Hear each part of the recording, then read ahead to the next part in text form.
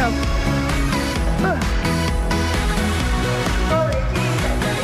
estamos de regreso nuevamente por aquí. Como les había anunciado al inicio del programa, pero al inicio del programa, hoy día hablamos sobre qué alimentos debemos consumir, debemos tener en casita, también para prevenir ciertas enfermedades. Por eso tenemos a nuestra invitada del día de hoy aquí, a nuestra nutricionista, Marikay Budiel. ¿Cómo estás? Buenos días. Muy bien, muy contenta de volvernos a encontrar después de una semana tan agitada y bueno, ya sintiendo el frito, ¿no? Ya entró con ya todo. Se siente, sí. De poquito a poco ya se siente ahí el cambio de clima aquí en la ciudad, pero justamente por eso, ¿no? Para evitar también agriparnos. Los pequeños en casa, el colegio, tú sabes que son traviesos, uno se agripa y ya luego toda la clase también, y luego toda la familia y toda la casa. Es que si tienes un niño, siempre tenemos que tener en cuenta que todas las enfermedades en un niño es mucho más intensa, ¿no? En el niño no se manifiesta mucho, pero cuando tú la adquieres, Dios mío, es como que te hubieran matado, porque realmente puedes adquirir cíclicamente, porque todos se enferman cíclicamente, ¿no?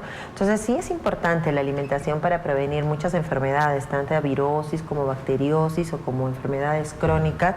Sí son importantes que podamos tener en cuenta muchas consideraciones. En primer lugar, saber que la alimentación es algo importante y que es el factor más, ¿cómo te puedo decir? Es el factor más... no sé, es el rey para poder prevenir las enfermedades. O sea, la prevención, una cosa es curación, ¿no? Y otra cosa es prevenir. Creo que todos queremos prevenir porque suele ser mucho más beneficioso para nosotros económicamente también el poder no terminar en el hospital, ¿no? O sea, en oportunidades yo creo que la alimentación tiene que ser una inversión. Nos cuesta mucho. Yo tengo pacientes, te comentaré, que a veces son estreñidos. Entonces, para que ese estreñimiento no sea crónico, yo les digo, cómprate pitahaya, ¿no? Entonces, pero la pitahaya a veces tiene un costo muy alto. Entonces la gente dice, ah, no, Marikay, muy caro, ¿no? Entonces sí, pero un pollo a la brasa el fin de semana no les cuesta comprarse, ¿no? Entonces, lo que pasa es que no sabemos valorar a veces el costo de los alimentos. Lamentablemente, la prevención tiene un costo de inversión y también el comer, por ejemplo, orgánico o el comer natural o comprar carnes que sean de libre pastoreo también es caro, ¿no? Pero la gente a veces prefiere comer barato, comer comida rápida y no ver que estamos invirtiendo realmente para la salud, y la inversión para la salud es aquella que te va a impedir que tú vayas al fin y al cabo a un hospital que puede ser mucho más caro y que puede tener secuelas secundarias, ¿no? En primer lugar, lo que tenemos que aprender es que tenemos que tener una alimentación basada en alta concentración de alimentos naturales. Hay 4 grupos que clasifica la Organización Mundial de la Salud, que es alimento, es lo que cae del árbol, viene del mar, viene del camal y sale de la tierra. Eso es un alimento, o sea, el incluir en tu comida lo que son frutas, verduras, tubérculos de la zona y que recién hayan salido. Eso es importante. Luego del camal, o sea, un camal cercano, no comprar alimentos que sean carnes industrializadas. Ya hemos visto que la Organización Mundial de la Salud indica que estas pueden ocasionarte enfermedades degenerativas y estructurales. Y también el pollo, ¿no? Vean el pollo de dónde viene. Hoy en día tenemos un pollo mucho más masivo, pero bueno, hay que observarlo y también comer. La variación es importantísimo. Hay gente que se lleva por lo que la lengua quiere, ¿no? Entonces, ay, no, es que no me gusta la carne, se me hace bola, no, es que no me gusta el pescado, huele horrible, ¿no? Entonces, siempre tiene, no, la menestra me cae mal. En Arequipa siempre la menestra te va a caer un poco pesada si no sabes prepararla, porque estamos a altura. Y si eres de otra región, te va a caer mal, ¿no? Entonces, no, es que no me gustan las verduras, solo el día de verduras no me gustan, ¿no? O tienes mucha selectividad con respecto a algunos alimentos. Lo ideal es de que haya una variedad de presentación en tu semana, en tu alimentación, que te permita, pues, que tu cuerpo estimule toda la secreción de enzimas totalmente diferente, ¿no? Entonces, si eres repetitivo, el cuerpo no reacciona. Entonces, un día tiene que ser solo pollo, y ahí puedes incluir aves. De repente la siguiente semana no como pollo. La gente que se queja, ay, todo es pollo, porque hoy en día estoy harto del pollo. No sé si te has encontrado personas están aburridas del pollo. Entonces, ¿qué tal si a la siguiente semana le pongo gallina? Claro. ¿No? O a la siguiente semana compro pavo. Sí, es cierto, no tenemos producción de pavo masivo en el año, pero ¿qué tal si preparamos un pavo? O ¿qué tal si a la siguiente me doy el lujo de comprarme un pato, ¿no? Es algo caro, pero es menos caro que salir a comer a la calle. ¿no? Entonces, pero a veces lo vemos como una dificultad. Ay, ¿cuántas horas tiene que hervir la gallina y el pato, ¿no? Entonces, y o el ganso. Antes, antiguamente, nuestras abuelitas tenían este tipo de crías en casa, o teníamos personas que eran, pero ahora no, es que el ganso huele horroroso, tiene mucha grasa. Sí, es una grasa saturada, pero de origen natural, totalmente diferente a la grasa de unas papitas fritas, ¿no? Totalmente diferente de unos snacks. Entonces, tenemos que saber diferenciar el tipo de grasa que nos va a dar.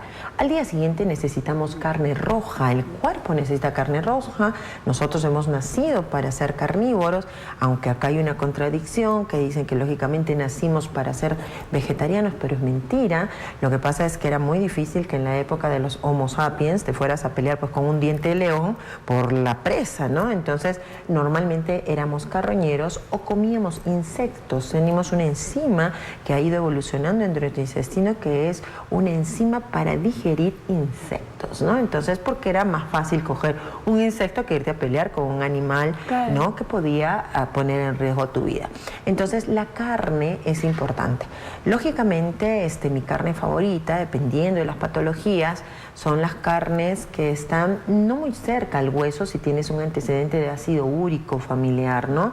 Entonces, la gente prefiere el lomo fino porque es blandito. Sí, pues, pero cuando la carne es de una vaca que camina, es dura, ¿no? Porque ha desarrollado masa muscular. A ver, cuando vamos al gimnasio, ¿qué queremos hacer? Oye, ¿qué? Quiero ser dura, tonificada. Pero la vaca quieres que sea flácida. Entonces, cuando una vaca es dura, recordarás, nuestros abuelos hacían hervir horas la carne. Entonces, este proceso de hervir horas la carne ayuda a que libere minerales y que sensibilice la proteína. No usemos polvitos mágicos para ablandar la proteína. El mejor ablandador es la papaya.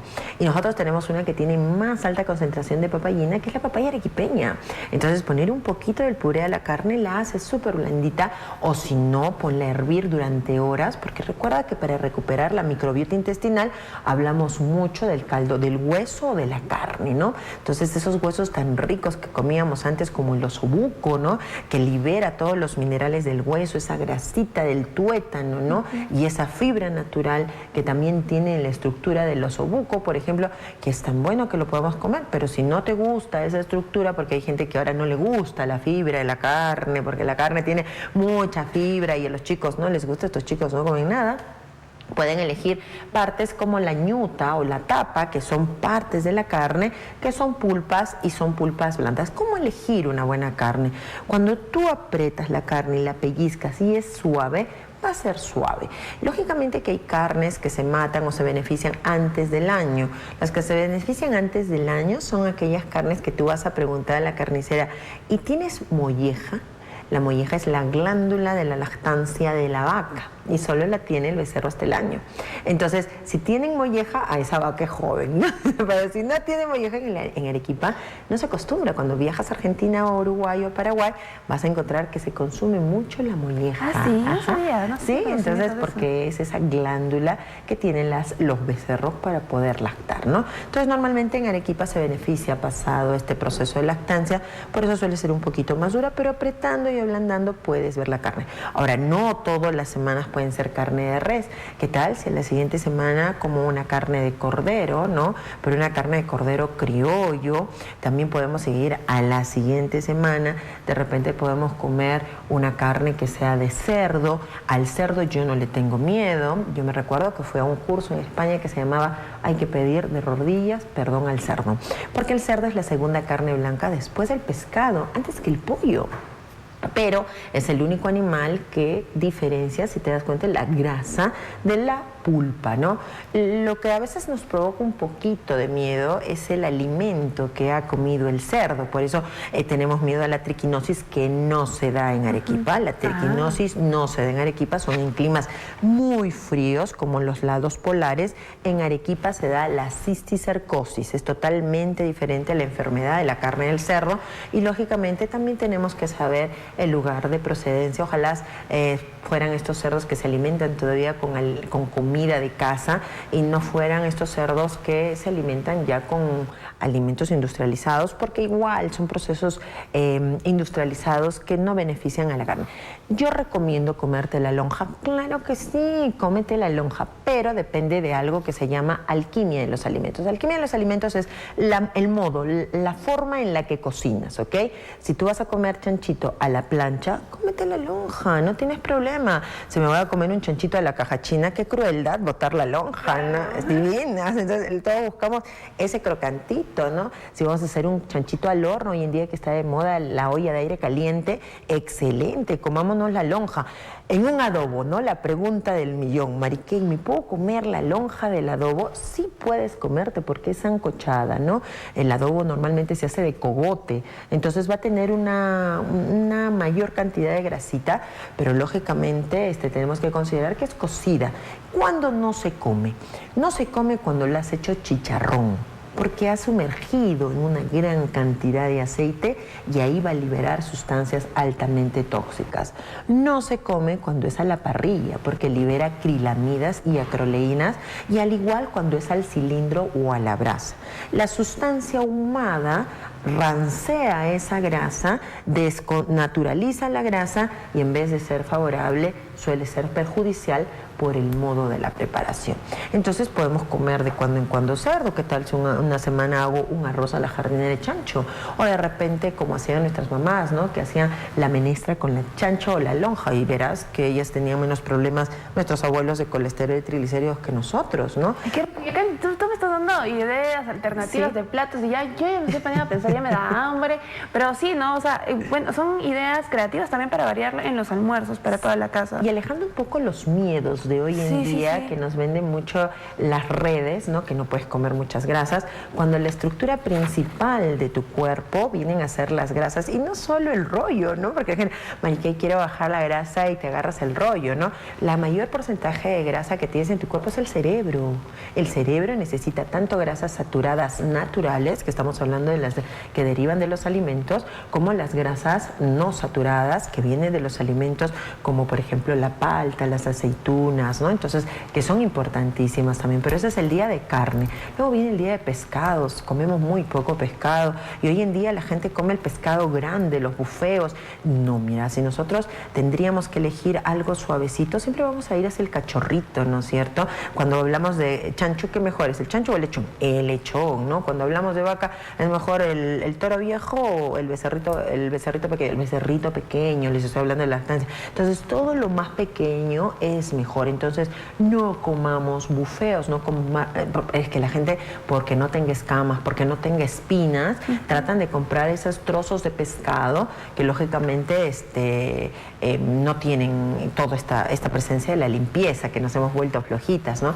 Pero sin embargo, el mejor pescado es el de altura, el que está al fondo y abajo, ¿no? Como a mí mis pescados favoritos vienen a ser el lenguado, el corvina, el cojín. Claro, la gente estará diciendo, ¿qué?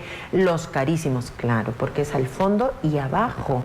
Por eso son carísimos, porque no se hace a veces con pesca natural, sino que tienen que ir con embarcaduras, ¿no? Entonces, por eso es caro. Pero si voy a consumir algunos pequeños, y si voy a consumir merluza, consigo el más pequeño. Si voy a conseguir bonito, yo veo a veces fotos de los orgullosos, ¿no? Que mira mi bonito de 13 kilos. No, el más pequeño, ¿no? Entonces, dentro de la carne que está cerca al hueso, tiene mayor concentración de minerales. Entonces, y también a veces hay esa creencia de que en la parte negra del pescado hay más nutrientes. No, el torrente sanguíneo es por todo el cuerpo, ¿ok? Así es que no se afanen solo por la parte negra, ¿ok? Entonces, el lenguado de la corvina no tiene parte negra, no significa que no haya un torrente sanguíneo que no sean buenos aportadores de omega. Entonces, no significa eso. Por ende, tampoco la tilapia y la basa. No son mis favoritos, son pescados carroñeros, y con la trucha hay que saber su origen, tiene que ser una trucha salvaje. Y ahí podemos incluir también los mariscos. ¿Hace cuánto tiempo, no solo en arroz de mariscos o en orgía de mariscos, ¿no? ¿Cuánto tiempo no hacemos un sudadito de mariscos? Bueno, el Viernes Santo, ¿no? ¿O por qué no hacemos así como un soltero de queso, una zarcita de mariscos? Muy rico, ¿no? Claro. Añadir un poco los mariscos también ahí al menú de la semana. Avisarles a todas las personas también si es que tienen alguna dudita, alguna consulta, si están manejando bien pues el menú semanal de su hogar. Acabamos de abrir el WhatsApp, el número de celular está saliendo aquí abajo en el cintillo para que nos puedan escribir cualquier duda que tengan. Y sí, pues Mariquilla, o sea, en realidad me llama la atención el hecho de que siempre nos traes ideas creativas que de repente no habíamos considerado, porque estamos acostumbrados, creo, a repetir la misma comida siempre, todas las semanas, y porque así crecieron, así nuestros papás, o sea, sus abuelos, o sea, los papás de los papás de los papás, o sea, están acostumbrados tanto a la comida normal, que siempre es el estofado, la matasquita, sí, un guisito ya así, el pollo al horno. Sí. Y no salimos de esos platos. No salimos de esos platos. Por ejemplo, cuando hablamos de marisco, ¿hace cuánto tiempo no comes un erizo? Un saltado, un revuelto de erizos, ¿no? Entonces, hubo una época en la que se perdieron las machas, entonces, pero no hemos recuperado eso de comer la macha y de repente reemplazarlo por el choro, solo chorito a la chalaca, cuando podríamos hacer un arroz de choro, por ejemplo, ¿no? Una zarza de choro. Entonces, el poder comer este tipo de productos es bueno. Y el incluir las algas marinas dentro de nuestra preparación. Cuando vemos también que cuando comemos un ceviche, solamente sacas el decorado y lo sacas cuando tiene un buen aporte de minerales. Es cierto, ¿no? Incluso yo lo hago. Yo puedo decir que yo lo hago. Porque ahí nos escriben y nos dicen, una consulta, el chicharrón cusqueño se prepara dorando la lonja en su propia manteca. En este caso, ¿se puede comer la lonja? El problema del chicharrón cusqueño, bueno, que se hace, es un proceso, cose. Tú te vas a dar cuenta que el chicharrón cusqueño es muy diferente al limeño y al arequipeño. Sí. Entonces, lo que pasa es que el cusqueño cose, y yo he visto que cose a temperatura baja, es lento, su proceso es lento. Yo creo que habría menos problema porque no estás poniendo un aceite industrializado, como cuando lo hierves y lo metes a un aceite requemado. Pero sí hay que saber la procedencia, porque hay otros que requeman la manteca. Una cosa es hacerlo en mi casa. Eso es cierto. Exacto, saco en mi casa y hago mi chicharrón para mi casa y coce en la manteca para mí. Claro. Pero otro lugar que normalmente es masivo va a ser una manteca requemada, ¿no? Entonces todo lo requemado, por eso el problema no es el cerdo, es la manteca requemada o el aceite requemado. La alquimia de la preparación del alimento. Eso es totalmente cierto. Nos preguntan también, ¿cuán saludable es la carne de alpaca? Buenísima, me olvidé de mencionarla, qué bueno comerla, es muy magra, es una carne muy poco estudiada, muy generosa, adaptada para todos nuestros tipos de preparaciones, muy digestiva a diferencia de otro tipo de carnes. Mucha gente le tiene miedo porque creen que tiene un poco de olor, de licho, pero hoy en día ya ha cambiado. Y además comemos cosas con más olor que eso. Hoy en día nos hemos vuelto muy gourmet y sin embargo la carne de alpaca es buenísima y también hay estudios con respecto a la utilización del caldo del hueso de la alpaca, que es un hueso que se adapta a altas temperaturas de frío, un lugar muy agreste y que camina muchísimo, que libera mayor cantidad de minerales y que tiene una alta concentración de colágeno. Así es que no me boten los huesitos, consigan los huesos. Ojalá se pudiera encontrar más frecuentemente hacer el caldo de hueso de alpaca. También ayuda a la recuperación de la microbiota intestinal, así es que a empezar a utilizar nuestra alpaca para poder recuperar nuestra flora intestinal, ¿no? Mira, yo no lo había considerado de repente, pero ahí escuché que decían de la carne de alpaca que era buenísima, pero muy poco se ve en casa, ¿no? Y en hueso tampoco, ¿no? Siempre vas a ver cortes muy de lomo, muy exacto, de bistec, muy de cortes finitos. Yo la verdad la única vez que he comido así carne de alpaca ha sido cuando está en un restaurante y pues te parece algo nuevo y dices, bueno, lo voy a probar. Que la verdad que, o sea, no es, yo no le sentía así como que, sí, una gran diferencia entre carnes.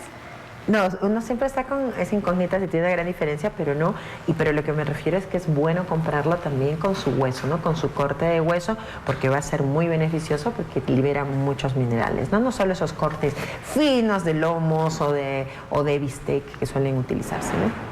Sí. Nos hacen otra pregunta y nos dice, ¿cuál sería la alimentación ideal para una embarazada sin vesícula? Bueno, depende de cuándo le han quitado la vesícula. Yo ahí sí tengo una gran observación, ¿no?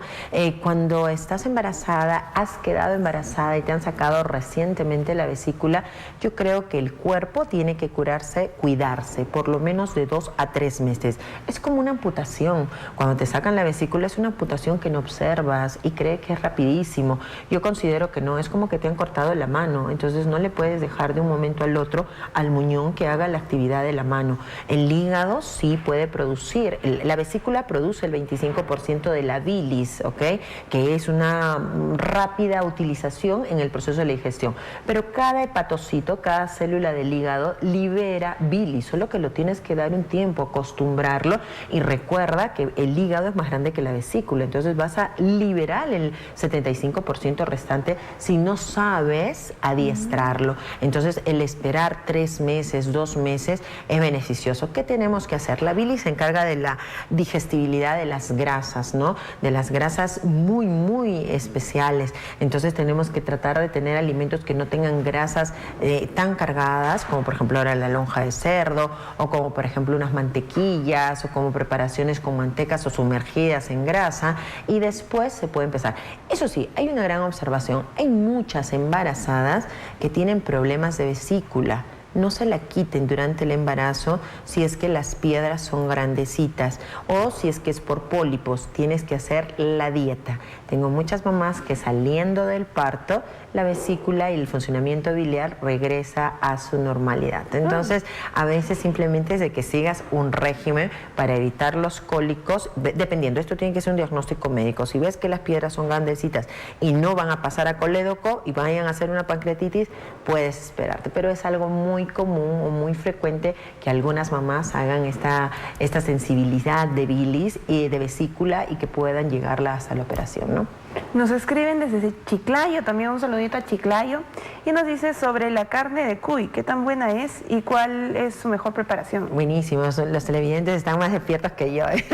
Sí, la carne de cuy es muy buena. Hoy en día sabemos que se utiliza mucho para la alimentación del paciente oncológico, ¿no? Vas a encontrar mucho que el famoso caldo de cuy, que yo no estoy tan de acuerdo en el caldo solo de cuy, puede ser un estofado de cuy, puede ser un cuy al horno, o sea, no nos basemos solo en el caldo de cuy, ¿ok? Porque a mí no me gustan mucho las sopas. En cambio, si hago un estofadito de cuy, si hago un cuisito al horno, si hago un asadito de cuy, el paciente también va a aprovechar los beneficios de esta carne. Una carne que aún no se alimenta con alimentos procesados, ¿no? Que normalmente está en libertad porque se mueven mucho, tienen mucho movimiento, pero a pesar de eso tienen una carne muy suave y una muy buena concentración de grasa saturada, rápida de digerir y que ayuda mucho al beneficio de todo lo que es la sinapsis neuronal. La carne de cuy se puede consumir, lamentablemente en Arequipa lo conocemos solo por el chactado, si es en una grasa nueva no hay problema, pero podemos utilizarlo en muchas preparaciones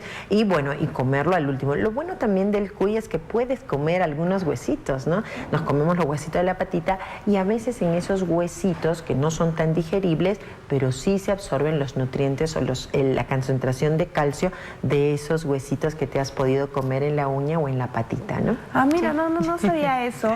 Sí. Ahí para que puedan añadir también el cuisito, que es tan rico, la verdad, pues ahí a sus platos y sí, hacerlos tipo en un guiso, también hay un montón de opciones. Sí, el cuy, la liebre también, ¿no? En Arequipa comíamos mucha liebre antiguamente, haciendo estofados de liebre, guisos de liebre, almendrado de liebre, sí, se comía. Bueno, las abuelas criaban, pero ya tu generación mucho más joven, la mía, ha probado lo que cocinó la abuela, mi mamá también alguna vez lo uso, pero nosotros ya no lo hemos hecho para ustedes, nuestros hijos, ¿no? Porque podría ser mi hijo. Creo que también hay una parte de que no sabemos cómo prepararlo, o sea, en esa variedad. Por ejemplo, hablamos de chancho y ya como que nos hemos acostumbrado a decir chicharrón o chuleta. Sí, no. Pero de ahí no pensamos en que, por ejemplo, como decías, ¿no? Un arroz a la jardina con chanchito, ay, sí, claro. O sea, y se ve, o sea, yo me pongo a pensar y digo, no es difícil de hacerlo, cambiar, digamos, la proteína por chancho, que la verdad es una muy buena alternativa a usar siempre pollo, siempre la carne. Sí, un adobo de chancho, siempre lo pensamos como esa preparación tan complicada del domingo, pero hacer un adobado de chancho no es difícil porque se usa vinagre, un poco de chicha, pero es de la cocción del día, no tiene que ser el macerado que solemos hacer en Cusco y también como se hace en Arequipa, diferentes todos los adobos, pero especiales para nuestra tradición, ¿no? Entonces, por ende sí, podríamos utilizar el chancho en tantas preparaciones, Dios mío, como una matasca. ¿Por qué no probamos una matasca o un tipo de picantito de carne de cerdo, ¿no? Entonces, hay muchas formas, solamente que a veces nuestra costumbre, nuestros hábitos nos limitan, ¿no? Así es, pues ahí usemos la creatividad o hablemos también con la mamá, o sea, que nos den alternativas, porque justo eso, perdido, digamos, ciertos platos, ciertas tradiciones de la familia, es que a veces no lo sabemos hacer tampoco en casa y estamos acostumbrados a lo mismo, ¿no? Pero ¿por qué no hay variar? Ahora tenemos el internet a la mano, o sea, busquen una receta en internet, pregúntenle a la mamá cómo se hace y así pues mejorar un poco la alimentación en casita. Yo también quiero preguntarte sobre el tema de las frutas, o sea, ¿qué tan importante es tener fruta siempre en casa para los pequeños? En vez de no sé, un snack, unas papitas, una cosa así, mejor creo que una fruta, pero no. Y a mí me confunde un poco ese tema de la fruta no en jugo, sino en fruta, ¿no? De día sí, pero de noche no, o sea, no tengo bien entendido eso. Lo que pasa es de que, bueno, y gracias por la pregunta, porque es en la semana del consumo de frutas y verduras, ¿no? Entonces, tenemos que motivar y estimular a que haya mayor consumo de estas frutas y de verduras, y justo después de pescado venía verduras, pero vamos a hablar un poquito de las frutas, que es importante. En primer lugar, hoy en día se han puesto, los médicos han entrado a una tendencia, la medicina va evolucionando y va entrando en tendencias que no siempre son correctas, ¿no? Ahora los médicos están fóbicos a la fruta, ¿no? Una cosa es que le des un jugo. Yo creo que tú te has criado a punta de jugo, yo también me crié a punta de jugo, estoy por cumplir dentro de un año, 50 años y no soy diabética, ¿no? Entonces, no se tiene que tener miedo al jugo, el problema, y menos a un niño. La alimentación de un niño no tiene nada que ver con la alimentación de la madre, entonces, por ende, la madre no puede tratar de establecer lo que ella va variando en su alimentación en un niño, porque el niño crece, juega, estudia, tiene desarrollo hormonal, entonces es totalmente diferente. Si yo tengo hiperinsulinemia, si yo soy diabética, si yo tengo obesidad, listo, no voy a comer fruta, ¿no? Pero si yo no tengo ninguno de estos problemas, no tengo ningún problema para comer. Ahora, hay tendencias, hay algunos estudios que dicen que la fruta se aprovecha más en el desayuno, que se aprovecha más antes del almuerzo que después del almuerzo y que no se debe comer fruta en la noche. Bueno, en la noche se puede comer fruta, pero tienes que comerla 3 horas antes de irte a dormir y con actividad física, con movimiento. O sea, no puedo comer la fruta y echarme a dormir. O sea, comer uvas y estar durmiendo porque voy a tener un proceso fermentativo y la fermentación libera radicales alcohol. Hoy en día existen cirrosis hepáticas no alcohólicas, entonces no solo lo produce la fruta, lo produce el comer antes de dormir, ¿ok? Entonces, por ende, hay que tener cuidado. Si yo tomo mi cena a las 6 de la tarde y me como una ensalada de frutas, no voy a tener ningún problema. El problema va a venir si mi ensalada de frutas es antes de dormir con yogur, un poco de miel y le pongo de todo, lógicamente va a haber un proceso fermentativo. Mira, la fruta es importantísimo. La Organización Mundial de la Salud indicaba que entre 3 y 7 frutas se pueden consumir, lógicamente teniendo en consideración que las 7 frutas son cuando estás en una zona de polución, haces mucha actividad física y te las ganaste, ¿no? Pero si tienes una vida sedentaria, solamente estoy tipeando en la computadora y me muero de hambre, porque ese no es hambre, es ansiedad, me muero de ansiedad, no es hambre, lo que voy a encontrar en mí es que voy a subir el consumo kilocalórico porque no lo desgasto. Es cierto, hay un desgaste mental de micronutrientes y de fitonutrientes, pero no si voy a comerme todos los días un plátano, un mango, una chirimoya. Tenemos que ir variando y el éxito se va a basar en eso, ¿no? Nos hacen otra consultita y nos dicen, consumo la leche evaporada versus, dice, leche fresca pasteurizada. ¿Cuál es mejor alimento? Bueno, lo mejor es de que varíes, ¿no? Un día, si tienes leche evaporada, consúmela, no hay problema. No son mis favoritas, tú sabes que yo soy una nutricionista antilácteos, no soy favorita de los lácteos, pero la puedes consumir un día. Pero al día siguiente, ¿qué tal si te haces quinoa, ¿no? Con fruta. Y al día siguiente una kiwicha. ¿Y qué tal si al día siguiente aprovechas y te haces una leche de caju? Entonces, el éxito siempre de una variación, de una alimentación está en la variación, ¿no? Entonces, si voy a tomar una leche evaporada, está bien. Si voy a tomar una leche en caja, ¿no? Que lógicamente va a ser una leche semifresca, bien. Pero si consigo una leche fresca, maravillosa, que esté en camino, por ejemplo, acá en Carmen Alto, también está bien. Todo es que variemos. El problema está en que somos repetitivos. El arequipeño es muy repetitivo, entonces, harto, rico, barato, papa, carne y arroz, ¿no? Entonces, tenemos que variar. Y ahí viene el siguiente día, que es el día de verduras. Ya hemos hablado de pollo, carne, pescado, marica, y solo voy a comer eso. No, hay que tener un día solo de verduras. Antiguamente, siempre hemos tenido un día de abstinencia, que son los viernes, los que somos católicos. Yo soy católica acérrima, siempre lo he declarado. Entonces, los viernes hay que comer verduras. el famoso hilo de zapallo, el ají de calabaza, el revuelto de verduras, el saltado de vainitas, el revuelto de acelga, el cubierto de coliflor, o sea, cuántas preparaciones, de soltero de queso, papa a la huancaína, locopa arequipeña, cuántas preparaciones que no tienen carne que pueden ir dentro de tu preparación y que va a ser balanceado el menú de tu semana. Y también tendríamos que hablar de las menestras, ¿no? Nuestras menestras, y no es lunes de lentejita porque da plata, ¿no? Sino que las menestras, como tú y yo, tenemos ojos, nariz, boca, cabello, pero no nos parecemos para nada. Entonces, las menestras entre sí no se pueden reemplazar. Un día tiene que ser lenteja, un día tiene que ser frijol, y hay frijol negro, blanco, frijol rojo, frijol bayo. Hay miles de frijoles en el Perú, tenemos miles de frijoles. Un día frijol, un día payar, un día garbanzos, un día las alberjas. ¿Cómo puede mejorar la digestibilidad? Porque el problema es, no, marica, las menestras me dan gases. No, las menestras me inflaman. ¿Cómo puedes mejorar la digestibilidad? Fácil, dejándolas activar. Un día vamos a hacer un programa de activación de menestras y de cereales, y el día de menestras también puedes meterle un cereal. ¿Qué tal si hacemos una quinoa a la jardinera? O de repente podemos hacer un revuelto de quinoa. ¿O qué tal si hacemos el famoso pesque con leche y queso, ¿no? Que es el más conocido, ¿no? Nos has dado un montón de alternativas. Realmente ahí mi cabeza sigue volando así, ¿no? Con tantas cosas que podemos comer, que podemos hacer. Yo creo que ahí también todas las personas que nos han estado escribiendo y consultando sus dudas están igual. Me gustaría que les comentes cómo es que te pueden contactar. Voy a dar el último consejo de las menudencias, por favor, y ahí les digo, las menudencias también se pueden utilizar. Mis favoritas son las que no son órganos depurativos como el riñón y el hígado, los dejo para el final, pero qué tal si comemos lengua y corazón, ¿no? Más seguidito. Entonces, bueno, ubicarme siempre por mi teléfono, el 943-507-218, dejarme un mensajito, este mensajito, bueno, lo vamos a responder, siempre lo responde el sistema operativo. Bueno, es el único medio de comunicación conmigo, mediante el 943-507-218, y también, bueno, seguirnos algo en redes, y sobre todo en redes de Nuevo Día Magazine, que siempre están colgados los programas que hemos grabado, ¿no? Perfecto, así que ya saben, síganlas en todas sus redes sociales, y ahí tienen también el número para poderla contactar. Agradecerte por haber venido el día de hoy, siempre es un gusto conversar contigo y aprendemos de la mano juntas. Bien. Pues ahora sí, nosotros nos vamos a un pequeño corte comercial y regresamos en breve con más, no se vayan.